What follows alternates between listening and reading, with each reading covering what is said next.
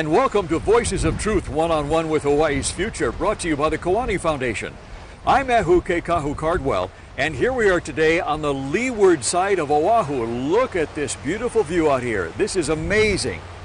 We have a wonderful guest on the show, so let's go on over here the other way and meet him. Fred, aloha. Hey, How are you? Nice to meet you. Fred Nice Dodge, yes? Yes. Fred, tell us where we are today. This is awesome. This is the leeward coast of Oahu, Uh-huh. and in the background is a beautiful valley, Yes. the south end, and that is Makua Valley. That is Makua Valley. Yes. That is the famous, or we should say infamous Makua Well, Valley. you could say famous. Yeah. Yeah. It Yeah. has a history, and I'm a member of a group that would like to see it cleaned up and returned to the Hawaiian community. Yeah, so Makua Valley has a very, very long history going back thousands of years. And most of that history is a good history because it was populated by ancient Hawaiians, yes? Yes. And it was a place where they lived, where they grew food, where they recreated, where they just lived their lives for Yes. thousands of years. And then we roll the calendar forward to relatively recent times, and somebody else came in that valley, yes? Yes. And who was that? The Army, The U.S. Army. the U.S. Army, at the beginning of World War II. They had a presence in the valley Uh-huh. since about 1929. Long ago, almost 100 years. Yeah, Uh-huh. where they put in gun emplacements.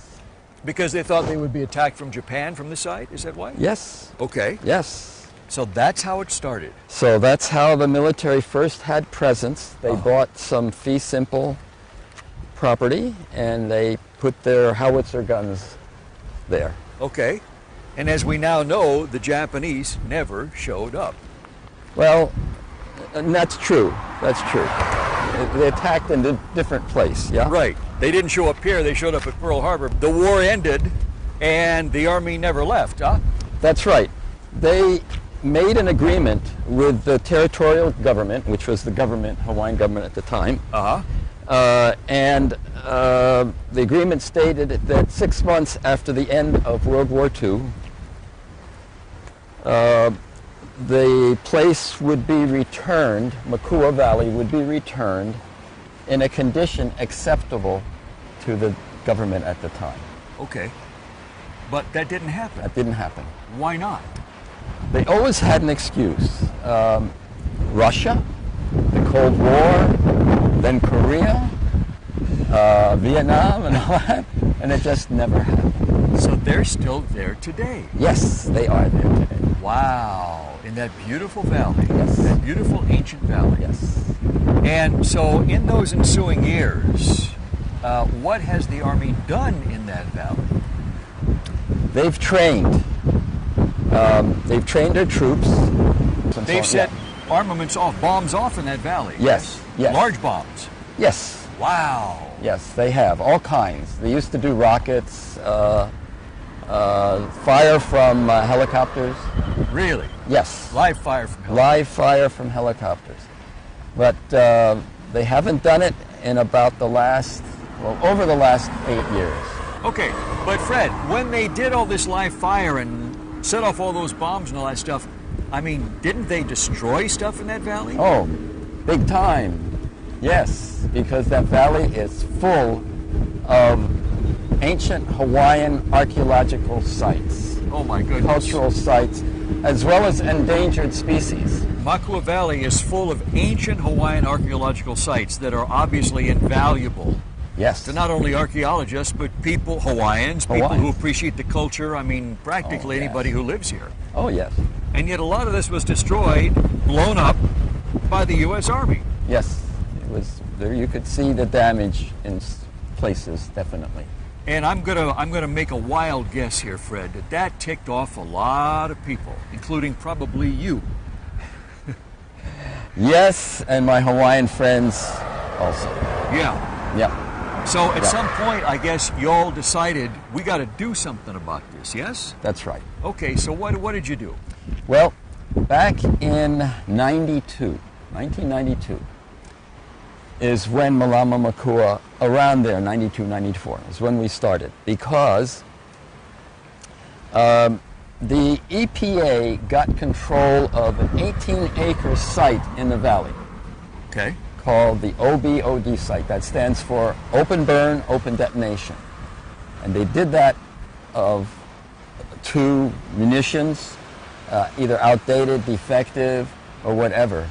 And they had been doing it for years. They also used to destroy hospital waste from Tripler. Bring it up here and put it Bring it up here, yeah. Oh my goodness. And also waste from the university. Okay, of so Hawaii. they weren't up there to clean up stuff. They were up there to actually add to the... Yes, and they did. Wow. And they did. So it's like a dump site. Yes. So we got together, community people got together and responded to the EPA's query at that time. They asked, is there any reason why we should not let the Army? They were prepared to let the Army continue to do that. Oh my goodness. Yes. So we did. And you did what? We asked the EPA to demand an EIS, an environmental impact statement. As to what kind of damage and effect this always having, right? Yes. Yeah. Yes. And the Army said they would do it. Mm-hmm. They started it. They got a study by, of all corporations, the Halliburton Corporation. That should ring a few bells. And actually they found, contamination and so on, and destruction. Wow. But in 1994, the Army said, we're going to close the site. We're not going to continue with the EIS. We're going to close it. And they did. Okay, so they stopped bombing. Well, they stopped using the open burn, open detonation space. I see. And what is interesting is most of the damage came from training, which was not under the auspices of the EPA. You mean people in their feet? Yes. Stomping around? Yeah, I mean training Army personnel, and they also gave it out to the Marines to train, and the Marines started a big fire in 1998. Accidentally, right? Well, training. Training, okay. Training, I mean, so there were like hundreds of thousands of people training in there. Yeah, I don't know the exact number, but from World War II, beginning of World War II and so on, there were probably, yes, there were thousands. I don't know how So many. that's a lot of foot traffic in an ancient valley that has historical sites. Yeah, and when you use 155 millimeter howitzers. Those are huge. To bomb the valley, and also mortars. They regularly use that during training. Wow. Yes. Wow. So is all that stuff still up there? There is quite a bit of unexploded ordnance, what we call UXO. Uh-huh. Yes, the valley is actually littered with UXO. Fred, I know we've come down the road a ways from where we were earlier. Tell Yes. us where we are now. This is a place, Hawaiian name is Kula'ila'i. Kula'ila'i. Kula'ila'i. That right rock, farthest one, is considered to be Kula'ila'i. He was a chief of this area, and that rock is named after him. We were talking earlier about the armaments that are still there and the fact that the Army's still there, even though they're not exploding things now. Uh-huh. But it's still not been cleaned up, right? It's not fully cleaned up. It's got a ways to go. Yeah. They have been working a little bit on it because that was part of our position with negotiation, which is where we were at a few minutes ago. Right. So let's talk about Malama Makua. Okay. And that is an organization that you guys put together to try to change the situation out here, yes? Yes. And when did Malama Makua come together? About 1994, Uh-huh. maybe 92, between 92 and 94. And yes, it was composed of community groups. Majority in our group are Hawaiian. I wish I were, but I'm not. But I love this place, and I would like to see Makua cleaned up and returned to the Hawaiians. Okay, so when you guys put together Makua, Malama Makua, what is the first thing you did was what? Went to the Army and said, "We'd like you to stop"? The first thing we did was to work on this 18-acre site where they did the open burn, open detonation. Okay. And eventually the Army moved out. They took it away. Okay. Then we continued with the struggle to have them clean up the valley, stop the training, and actually get out. And how long did all that take? It's still in progress, especially the get out part. It's still in progress, but they have done some attempts. They're partially cleaned up the valley. Okay. They did, you know, we negotiated for them to do an EIS. They haven't completed it yet, and this is now 9 years after we negotiated all this. My goodness. Yes, they haven't done it yet, but hopefully we're making progress. Well, we are making progress. It's a long struggle. Your goal obviously is to get them completely out, yes? We'd like to get them out, yes. Yeah, okay. But the next few steps are to get them out bit by bit, maybe clean up. Well, we want them to do as much cleanup as possible. Uh-huh. Yes, definitely. There are unexploded ordnances, UXO, still in the valley. There's a lot of it that they come out of the ground, they get discovered periodically. Right. Yes. Right. I mean, when you look at it, that is such a beautiful view there. Yes. And when you stop and think that has been bombed, yeah. That's just amazing. Yeah. Now, you also told me that there were a number of fires in that valley, right? Yes. Tell us about that. Yes, we got a Freedom of Information request to the Army. Uh-huh. This was back in 1998 approximately. They documented 272 fires, started by training. What? 272 fires. 270? That's outrageous. I've taken pictures of a number of them. Really? Both day and night, yes, and the damage they do. Now, are those accidental fires? They do them on purpose, or some of each? I don't think they want to do it. Uh-huh. I don't think it's done on purpose, but it's a side effect of training. It's a result of training. I see. And it happens. I see. And it's very destructive. Malama Makua, what is the organization like today? Have you guys grown? Well, we have a lot of supporters. Uh-huh. We have a whole lot of supporters on the Waianae Coast and all over the islands, and even on the mainland. Outside of Hawaii? Yeah. We have a lot of supporters, but the organization itself is a board organization. So you're one of the board members? I'm one of the board members, yeah. Okay, all right. Yeah. But you're also a founding member, yes? Yes, and also we have a sister organization called Hui Malama Makua, which is composed of community members that for one reason or another didn't want to become part of Malama Makua. Some of them held army jobs, government jobs. Excuse me. And so, we have this, and so there's quite a few, I'd say well over 100 members in there. Wow. But isn't that great, though? People that are part of the Army would want to come over and help on this. They know what's going on. They know what's going on. They're on the inside. They know what's going on. Yeah. Yes. That's so encouraging. Yes. Yeah. Yes. Yeah. So Hui Malama Makua, did I get the name right? Yes, Hui Malama Makua, you have a good memory. Uh-huh. They are a sister organization, and they sort of surround Malama Makua, the basic organization. I got it. So they're part of the action, but maybe they can't be in the spotlight at that particular moment for any number of reasons, yes? Yeah. So you guys are still working on this. Yes. And what's the interaction like between you and the U.S. Army? Terrific question. It's varied. There's been quite a bit of tension. Every time a new commander comes in, which is every 2 or 3 years, they don't like us, or rarely, if ever. And so it takes a while for trust to reemerge. But basically, if we can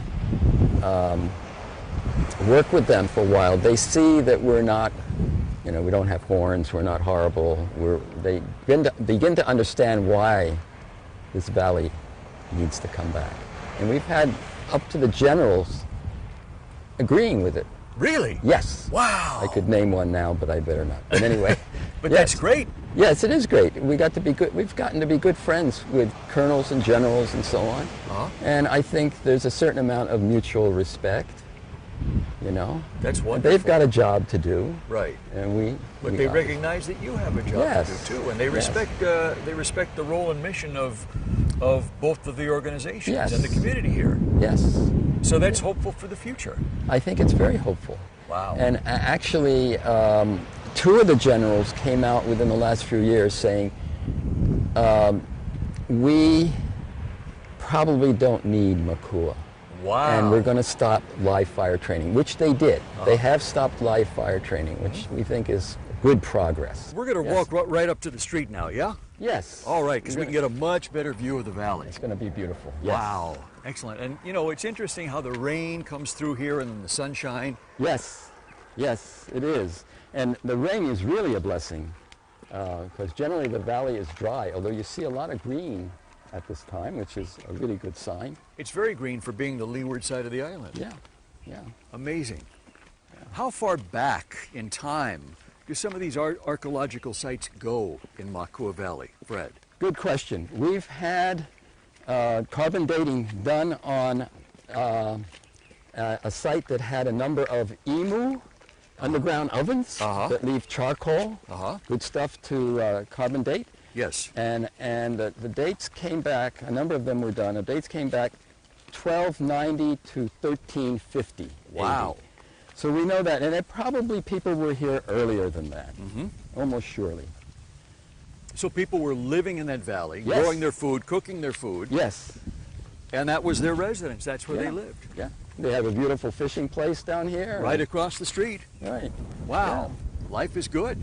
Fred, just while we're standing here, Yes. I know the camera probably can't pick it up, and maybe we don't want to turn the camera that way because there was some rain coming down. But there was a beautiful rainbow. We're going arching right across this valley, yes? Yes. And we got some still shots of it. You did, our camera Yes. people did. Yes. And it just shows how beautiful this place is, and Yes. that it's disparity between Yes. the beauty of this place versus the destruction of this place. Yes. I mean, that's really astounding. It is. It is. We're doing our best to end the destruction and increase the beauty. Yeah. Yeah. We Yeah. want to do that. We want to preserve the archaeological sites. We are bringing people in now twice a month for access into the valley. Okay, so hold on right there. Hold right Okay. there, because now I get to ask my question All right. that I've been wanting to ask you, which Okay. is, if you could get the Army completely out, gone, boom, empty, and they hand you guys the keys, what would you like to do with this valley? What would you like to have it become? Yes, we've discussed this quite a bit I'll in the bet you have. Malama Makua. What are our long-term goals?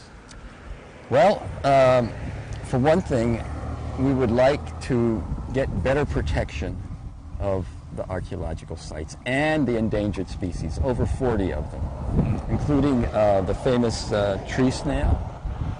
And there's other species. The Oahu elapayo has critical habitat in part of this valley and above.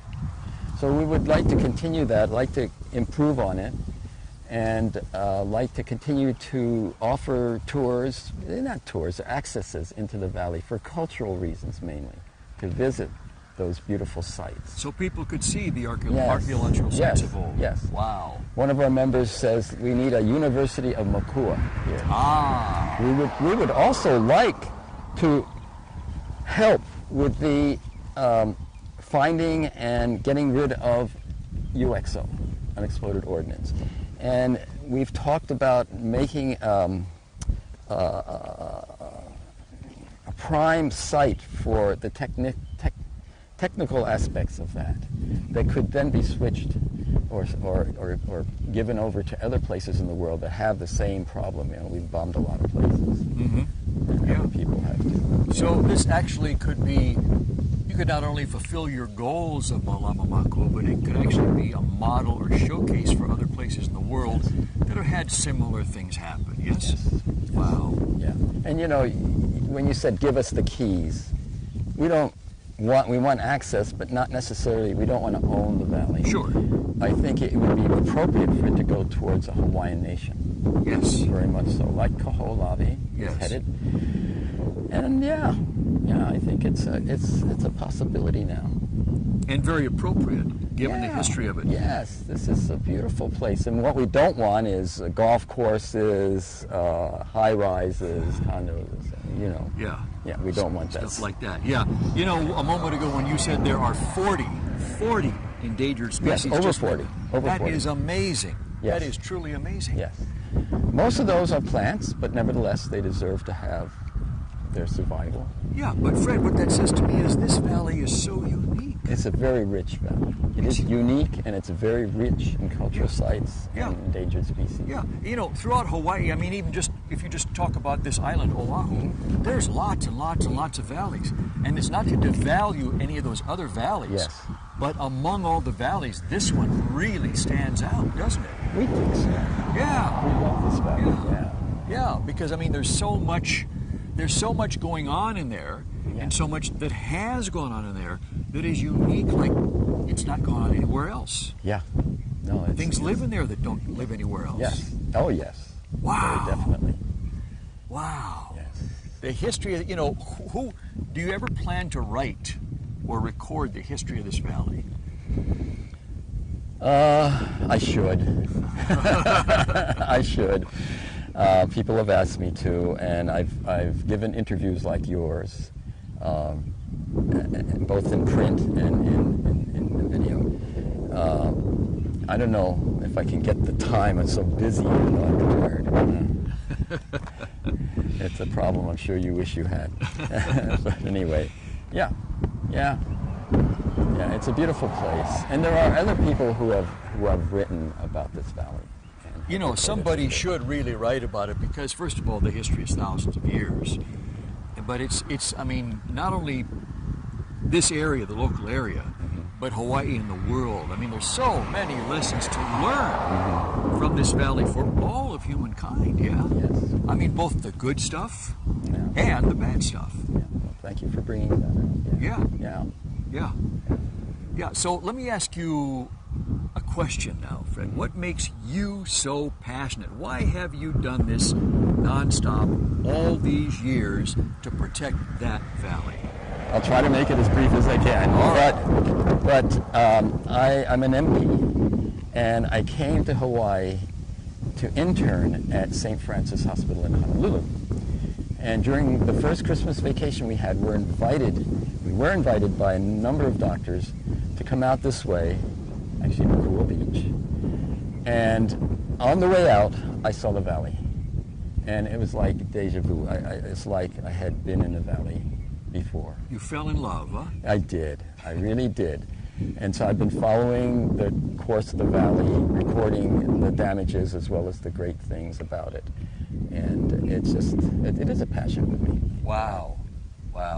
That's very evident. Well, Fred, I got a request for you. Please don't stop what you're doing. Okay. And please live to be around 300 years old so you can keep doing this, because obviously you guys at Malama Makua are making a huge difference. I mean, the fact that the Army doesn't bomb this anymore, the fact that you've gotten to clean some of this up, and the fact that there is progress, there is hope for the future. And maybe, like you say, like Kaho'olawe, one day this valley, Makua Valley, will be returned to the Hawaiian nation, which is just as it should be. Fred, keep up the good work, keep up the fight, and mahalo for being on Voices of Truth one-on-one with Hawaii's Future. It's a pleasure and honor to have you on the show and bringing us here to see this beautiful, beautiful, one-of-a-kind valley. And to our viewers, mahalo to you for being with us and seeing Makua Valley here on Voices of Truth. Remember, you can watch us on the web 24/7 on voicesoftruthtv.com. I'm Ehuke Kahu Cardwell with the Koani Foundation. And until next time, from Makua Valley, ahui ho.